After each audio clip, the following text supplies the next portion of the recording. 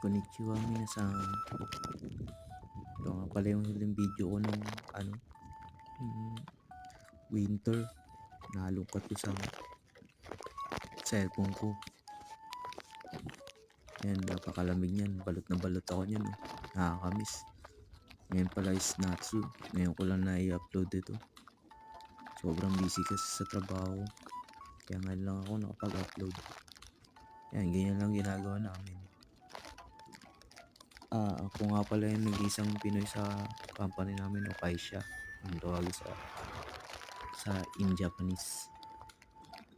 Yan, ganyan lang. Bike lang hanggang sa bodega. Tapos susunduin na ako ng mga hapon kong leader. Papunta sa construction site. Sa akong pintor dito sa Japan. Let's go, peace.